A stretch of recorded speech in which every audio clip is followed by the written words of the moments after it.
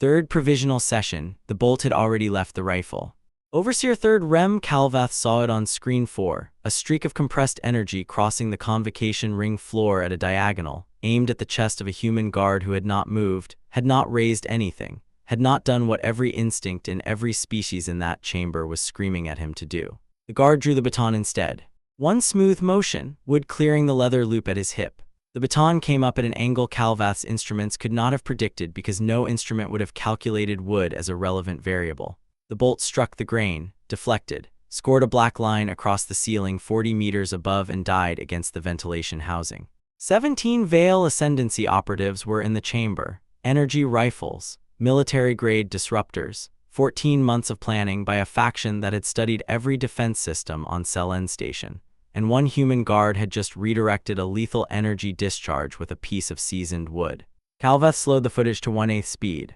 The grain caught the light as the bolt deflected. He could see the scuff marks along the baton's surface, faint circular striations, the residue of 10,000 hours of practice drills. The wood had not charred, the guard's expression had not changed. Calvath watched it again.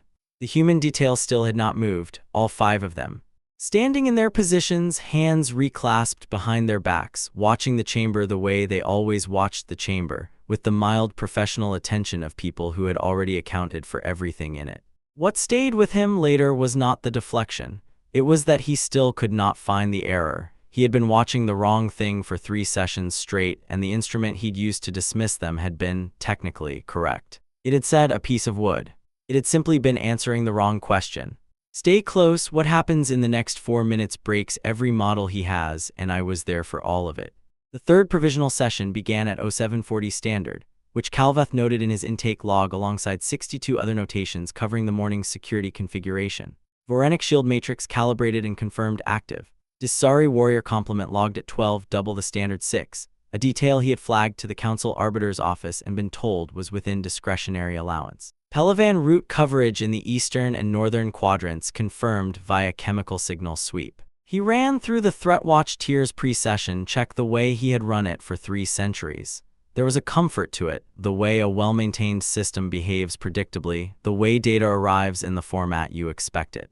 The convocation ring was a kilometre-wide circle of transparent stellite and deliberation, suspended at the gravitational center of Selen Station. Below the floor, through the glass, open space, every delegate sat above the stars. It was designed to remind everyone present that what happened in this room had consequences that extended further than any one species could see. Calvath had stopped finding it impressive approximately 280 years ago. Now it was simply the room where things happened, and his job was to ensure that what happened remained within acceptable parameters. The delegations filed in with the orderly chaos of 61 species who had been doing this long enough to have developed routines. The Cenovar block arrived in formation, his own people, bilateral insectoids in the formal pale gray of diplomatic function, antennae moving in the ambient chemical currents of the room.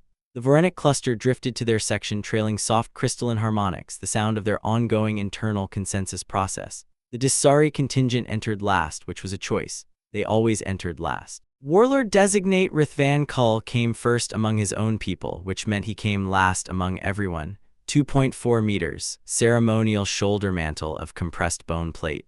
His jaw plates were doing the thing they did when he was suppressing something, a lateral click, barely audible, that Calvath had learned to distinguish from the ambient sound of the chamber over a dozen prior sessions. Kull moved to his section with the particular economy of a being who had decided the meeting's outcome before it began, and was now simply performing the procedural requirement of attending. His 12 warriors settled into the Disari formation, disruptor rifles held across their chests. Not aimed, not yet, but held the way you hold something you intend to use. Calvath logged it, flagged the energy, moved to the next screen. The human delegation entered at 0752. Envoy Prime Solanware came first. She was small for a human. Calvath had reviewed the species' physical range in his reference files, and noted she was at the lower end, with gray-streaked hair pulled back in a dark uniform that carried no insignia hierarchy. No decorations indicating seniority. No visible rank markers of any kind. She walked to the human section with the specific unhurried quality of a person who had calculated that hurrying would communicate something she did not wish to communicate. Behind her came 3 diplomatic staff, then the protection detail. 5 guards, black uniforms, no rank markings, 1 small communication device at each ear, and hanging from a plain leather loop at each hip, a piece of wood. Calvath ran the scan before they were fully through the entry corridor. The results came back in under 2 seconds. His instruments found organic cellulose, no embedded circuitry, no energy core, no kinetic enhancement, no hidden mechanism of any kind. The scanner identified the objects as inert organic matter, construction, plant-derived, age-consistent with a specimen that had been cut and seasoned for several decades. It offered a confidence rating of 97.4%. He ran the scan again. Same result. Filed it under irrelevant and moved on. 5 guards who carried no weapons except 5 pieces of wood. It was, his professional judgment concluded, either a cultural gesture or a mistake. Neither option represented a security threat he needed to allocate resources toward. He moved to screen 2 and logged the Vorenic shield matrix status. What he did not log, what he did not yet have language for, was the thing that happened when Ware reached her delegation's table and placed her hands flat on its surface. Not clasped, the way most species signaled composure. Flat. Palms down, fingers spread slightly, the way someone steadies themselves against a surface that might move. The 5 guards registered it. He did not know how he knew they registered it, because none of them looked at her. Not one of them glanced in her direction. But something in the collective quality of their attention shifted by a degree his instruments gave him no metric for, and they moved to their positions with the specific settled quality of people who had just received a signal he could not find on any of his feeds. He did not log this either. He had no category for it. His secondary set of arms shifted slightly against his torso, just slightly. Sethful, his junior analyst, young enough that his antenna still tracked sound before processing it, a half beat behind the data at all times, pulled the human details biometric readings at 0803 as part of the standard sweep. The sweep ran automatically. The results populated his screen in the standard format. He looked at them for a moment, then looked at them again. "Chief," he said. Calveth moved to his screen. The protection details biometrics showed resting heart rates across all 5 operatives, not the suppressed rates of beings using calming techniques. Not the elevated but controlled readings of trained security professionals maintaining composure under professional discipline. Resting, the baseline of a body at ease, the numbers a physician would record for a sleeping patient. 12 Disari warriors were on the floor with disruptor rifles. 3 territorial disputes were active agenda items. The Vale Ascendancy had issued 2 formal escalation notices in the prior standard month, and 5 human guards were showing biometrics consistent with beings who were, physiologically, somewhere quiet and safe. Calveth ran the sweep again. Same result. His secondary arms shifted again, a fraction more. He filed it as a likely sensor calibration error and made a note to have the biometric array rechecked during the next maintenance window. There was no other reasonable interpretation. No trained security operative showed resting baselines in a room with this threat profile. It was an instrument error. It was the most reasonable conclusion available to him. He was wrong. Council Arbiter the Lenvor opened the session at 0815. She was one of the oldest beings in regular council service, an ethereal, which meant her physical form was a distributed energy state that she expressed as a vertical column of shifting light approximately 2 meters tall. Ancient in the way that things become ancient when they have outlasted the context that made them. Her energy form pulsed a steady authoritative blue as she called the session to order. The agenda item was territorial. 3 outer system planets, recently surveyed by human settlement teams, which the Disari sovereignty was claiming as ancestral hunting range. The legal status was genuinely complex. The human surveys had found the systems uninhabited. The Disari position was that uninhabited did not mean unclaimed. Calveth was only paying partial attention to the substance. He was watching the room.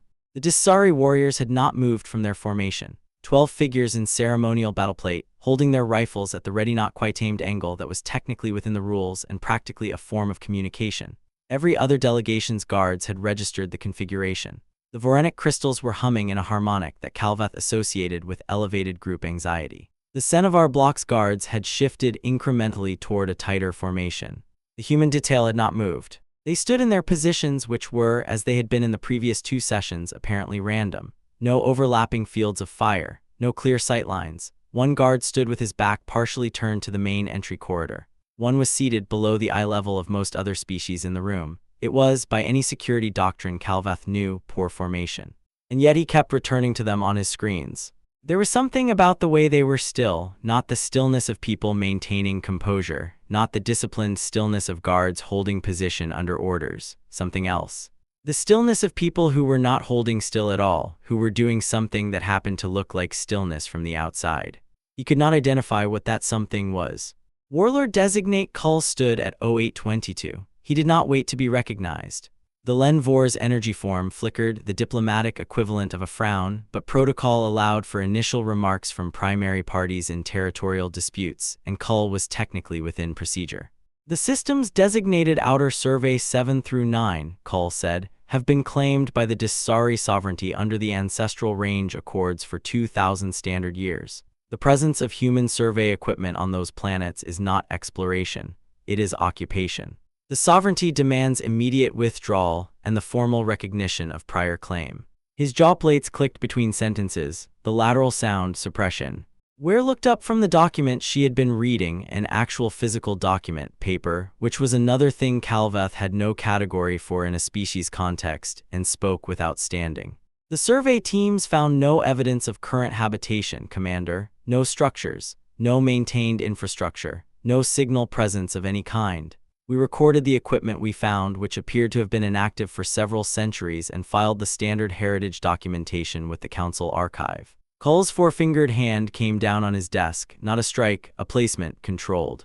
The alloy surface absorbed it without visible damage, but Calveth noted the force reading his desk sensors registered and added it to the morning's log. Heritage documentation, Kull said, with the specific inflection of a being who finds a word inadequate to the insult it is meant to carry. You document our blood as heritage. The Vorenic harmonic shifted registers. Higher, the particular frequency that Calveth associated with the moment before a consensus became urgent. Ware's hands remained flat on the table. She had not moved them since she sat down. We documented it with respect, Commander. If there are specific sites of religious or ancestral significance, we are prepared to discuss relocation of our preliminary infrastructure. We need to know where those sites are. You need, Kull said, the jaw plates clicked twice. You need documentation of faith, you need evidence of ancestry, you need human approval for Disari blood right. He gestured toward his warriors, not a command, an indication. This is what Disari blood right looks like when it is not approved. Every other delegation in the chamber registered the gesture. The Cenovar block's guards tightened another increment. The Vorenic harmonic went up another register. 3 aquatic delegations in mobile water tanks shifted toward the rear of their sections. The human detail did not move. One of them, tall, dark-skinned, standing in the guard position nearest the Disari section, glanced at the pressure marks Kull's hand had left in the alloy surface of the desk. The glance lasted approximately 1 second. His expression was the expression of someone noting a data point. Then his eyes went back to their slow sweep of the room. The Lenvor called a procedural pause at 09:14. 15 minutes for delegations to consult internally before the Disari's formal position was entered into the record. Standard practice when a dispute was approaching the kind of language that required the Council Archive to begin logging for potential arbitration.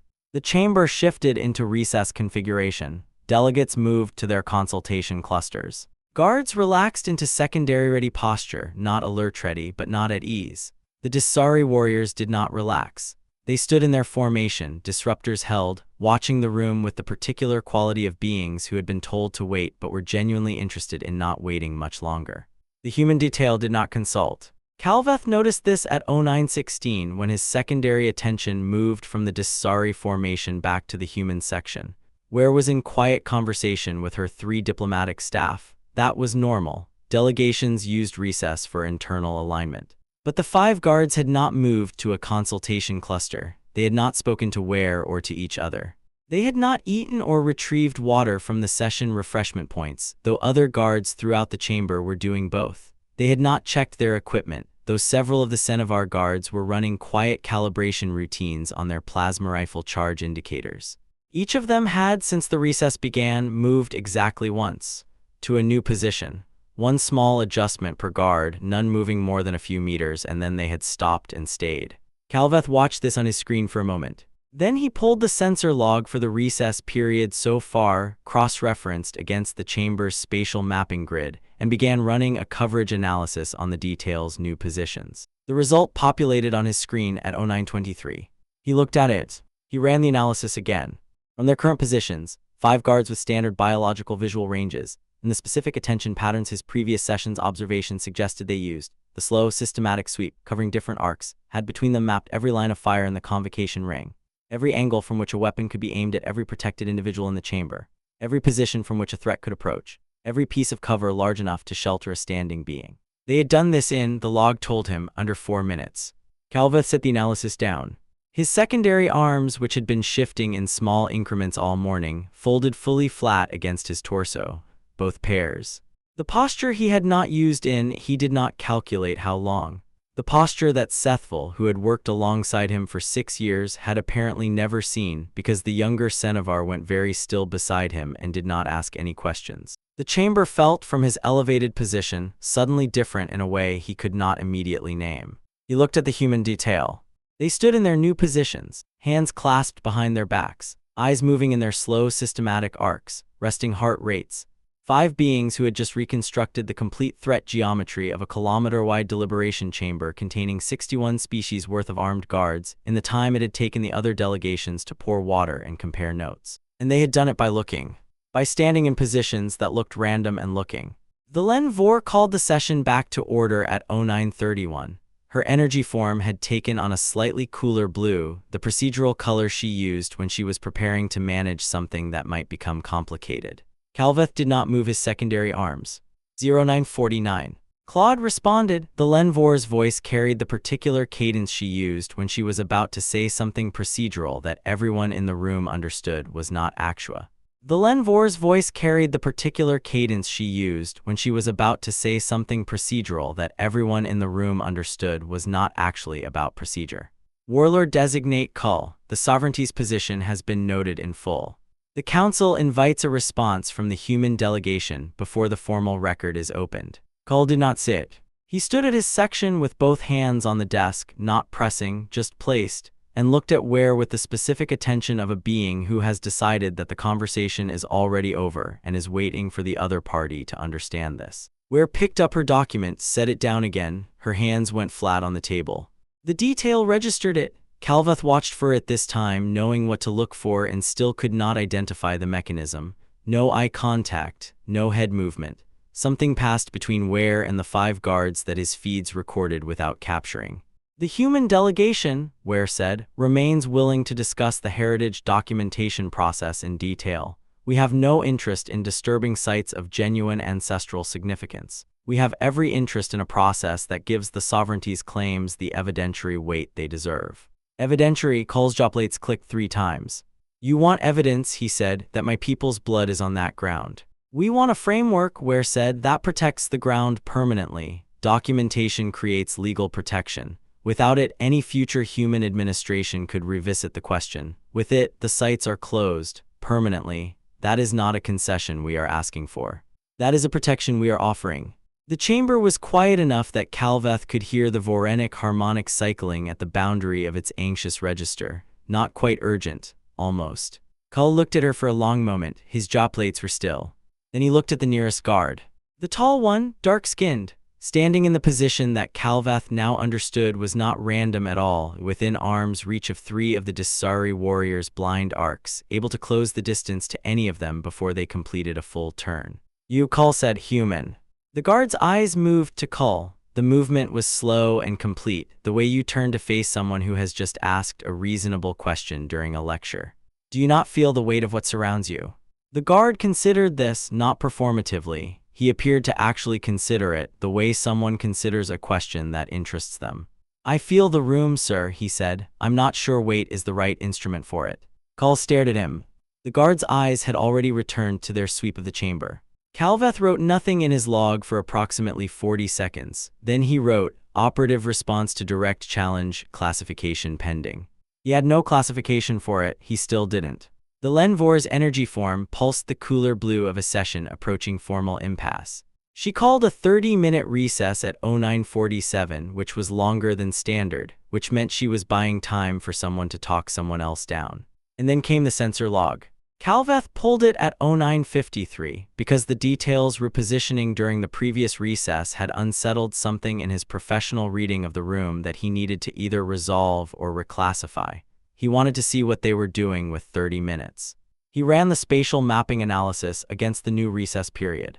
The detail had moved to new positions, each of them once, different positions from the previous recess. He ran the coverage analysis. From these positions, they had sight lines and threat geometry coverage on every maintenance panel in the convocation ring. Every access point in the floor, wall, and ceiling structure. Every concealed egress that Selen station's own engineering specs listed as secondary systems. Calveth looked at the maintenance panel coverage. He looked at it again.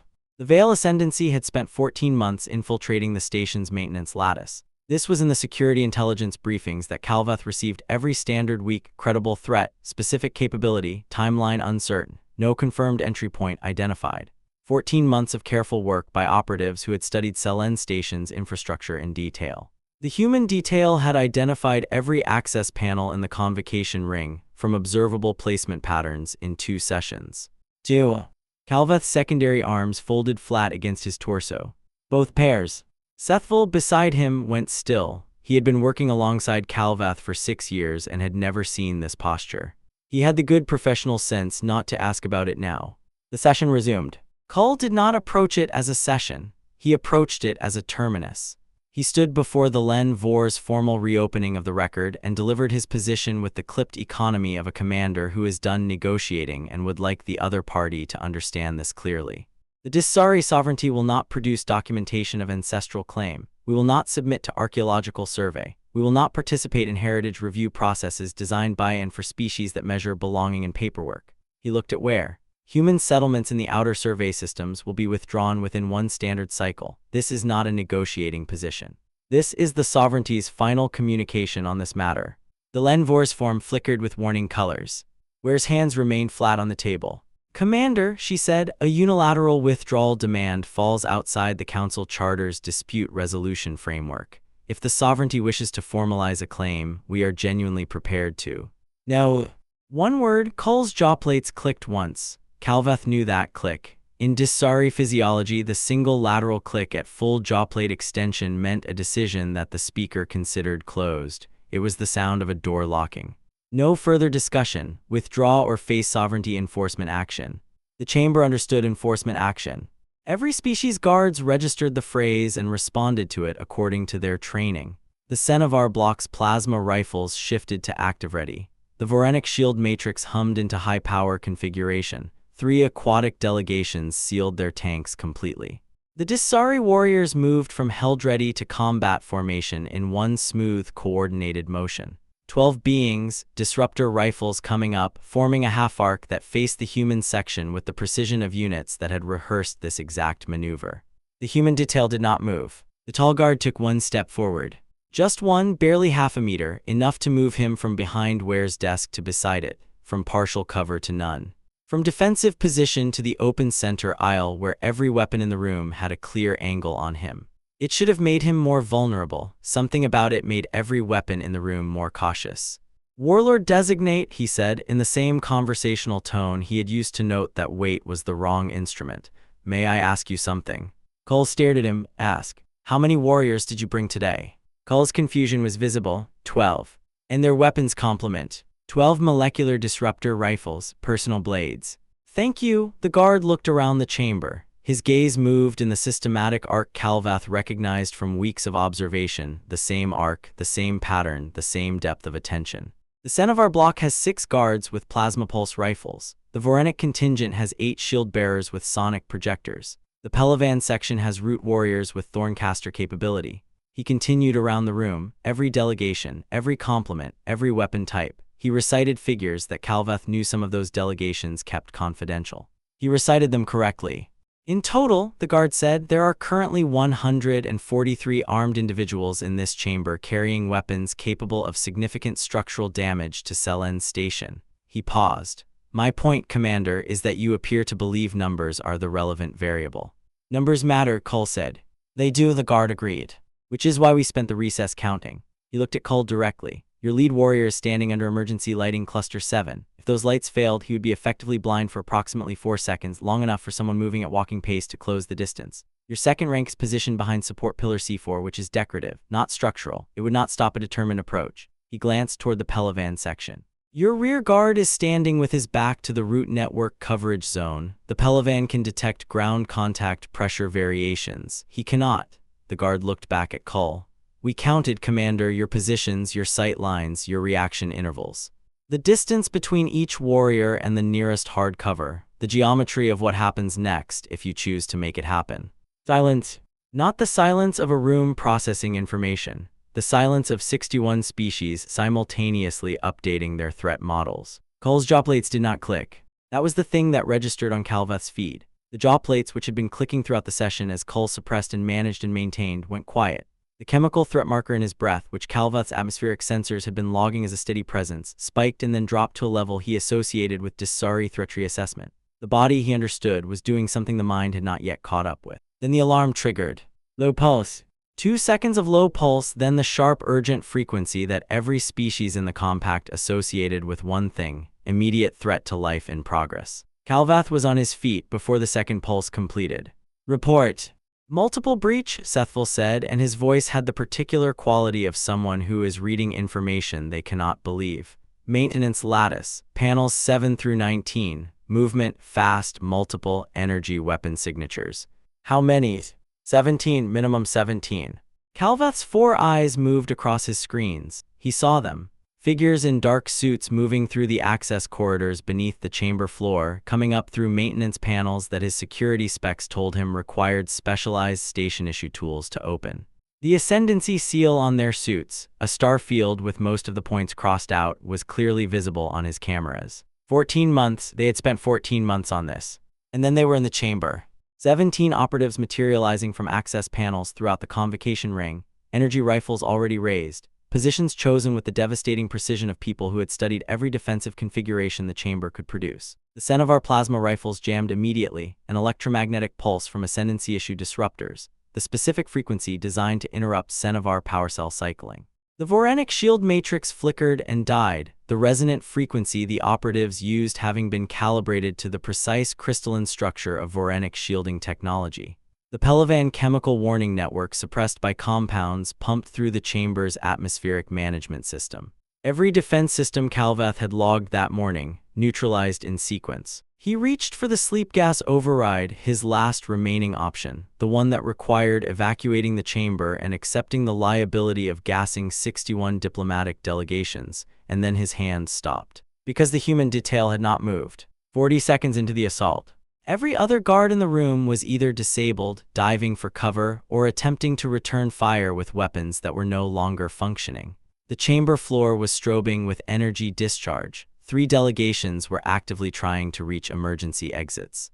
Cull's warriors, whose disruptors had not been affected by the electromagnetic pulse, were attempting to engage the nearest operatives, and discovering that 17 opponents in prepared positions had an answer for 12 warriors moving from a standing start.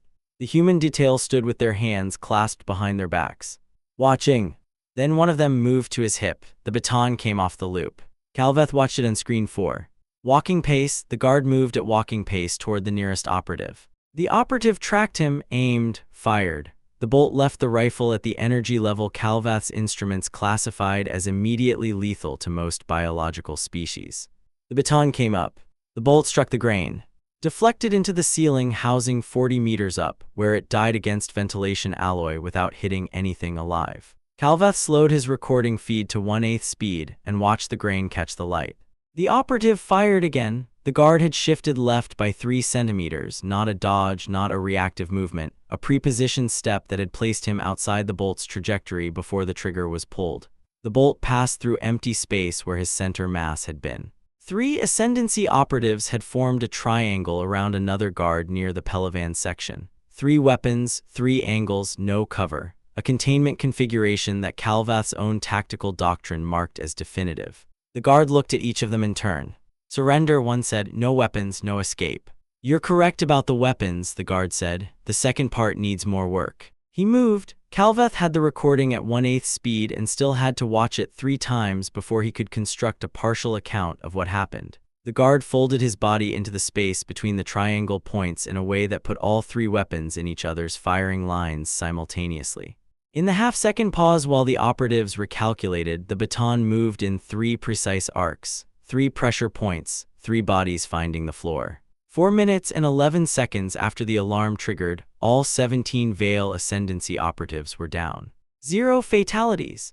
The medical log would note this for the next 6 hours because the Vorenic could not reconcile the energy weapon discharge signatures with the survival of 17 targets, and they chimed about it in their harmonic of irreconcilability while the medical teams moved through the chamber with stretchers. Calva sat back. His secondary arms were still folded flat.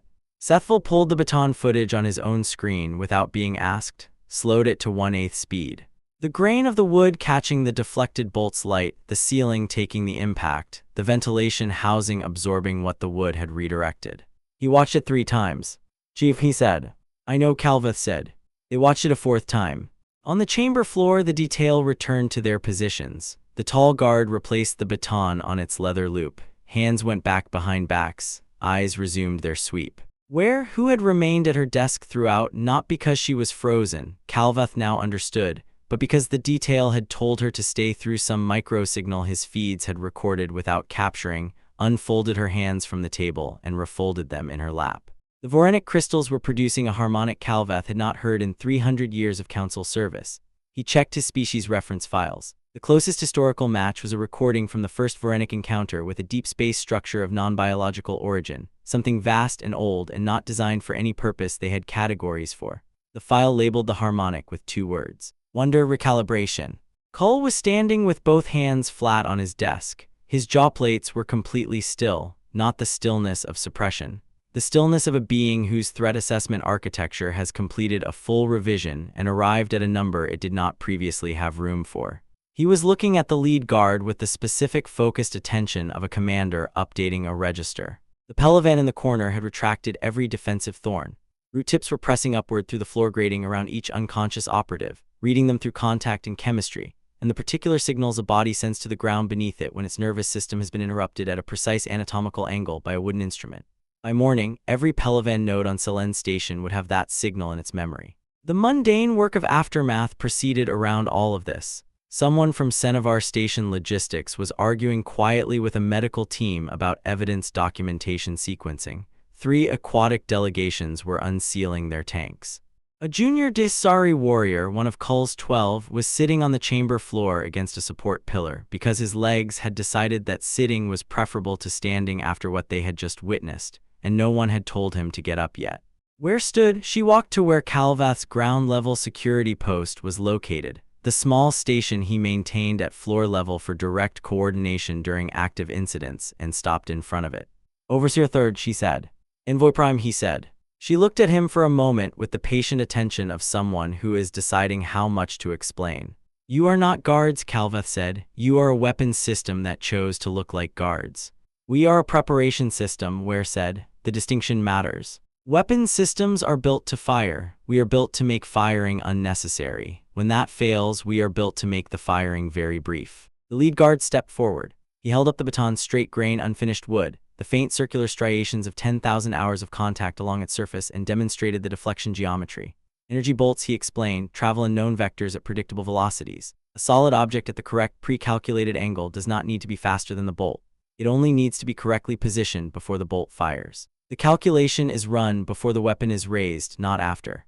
A Vorenic delegate chimed a question about biological processing limits. "We do not process individually," the guard said. He gestured toward his 4 colleagues. 5 perspectives, 1 assessment. "We share information through microsignal expression, positioning, weight distribution, gaze direction, breath rate. No hardware required. By the time a threat acts, we have already reached a collective response." Calveth thought about the positions that looked random, the recess that looked like a break, the resting heart rates in a room full of raised weapons. "The Veil Ascendancy," he said. 14 months in our lattice. You found the access panels in 2 sessions. "Observable placement patterns," the guard said. "Panel positioning follows the maintenance infrastructure beneath them. If you know what to look for in the floor geometry, the panels locate themselves." Calveth did not write this in his log immediately. He needed a moment. Cull crossed the chamber floor. He moved with the careful deliberateness of a large being who is in some pain and does not wish to show it. The energy bolt impacts his personal shielding had absorbed during the early moments of the assault had left physical evidence along his armor's edge plating. He stopped in front of Ware. "The Disari sovereignty," he said, "owes humanity a debt of honor. Your detail protected this chamber." "They did their job," Ware said. "Their job?" Cull looked at the stretchers being wheeled past. 17 operatives, alive, none of them visibly damaged enough to explain their current inability to stand. 17 armed and prepared combatants, 5 beings with wooden sticks. This is not a job, this is a capability. He straightened, his jaw plates clicked once, the single lateral click of a closed decision. The Disari sovereignty withdraws its territorial claim on the outer survey systems. The settlement stand. Ware looked at him for a moment. Commander, that withdrawal is not necessary. We can still reach a documented. No, Cull said, not angry, final. A species that defeats 17 prepared operatives with training batons has demonstrated sovereign claim through capability. This is the Disari way. The matter is closed. He returned to his section. The jaw plates did not click again. The Lenvor's energy form cycled through several colors in rapid succession: procedural blue, deliberative amber, something that had no standard classification, and then settled back to administrative white. This session is adjourned. All delegations will file updated threat assessments within one standard period. The chamber began to empty with the particular efficiency of beings who want to discuss what just happened somewhere that isn't the room where it happened. The Vorenic cluster drifted out, still harmonizing. The aquatic delegations moved their tanks toward the exit corridors. The Disari warriors filed out in formation, though the formation was slightly looser than it had been 8 hours ago. The human detail stood in their positions until every other delegation had cleared the chamber. Then they fell in behind Ware without a word spoken between them. Calvath remained at his station. Sethville, after a moment, took the hint and began the post-session documentation at his own terminal. The convocation ring was empty except for Calvath, the sound of Sethville's input entries, and the medical team finishing their sweep of the floor. He pulled the baton footage. The grain catching the light, the bolt redirected, the ceiling absorbing what the wood had declined to. He watched it. He could not identify the microsignal Ware had used to communicate with the detail. He had all the feeds from every angle, and in none of them could he locate the mechanism by which she had told them, "Stay, we have this, the geometry is already solved." He knew now what they had done. He would not find how. That gap would not close. He understood this. He opened his threat assessment form. The cursor sat in the standard fields: species, delegation size, armament type, capability classification, notes. He worked through them methodically, the way he had worked through threat assessments for 3 centuries. He reached the field marked weapons capability. The cursor held in the empty box. He typed one word. He moved on.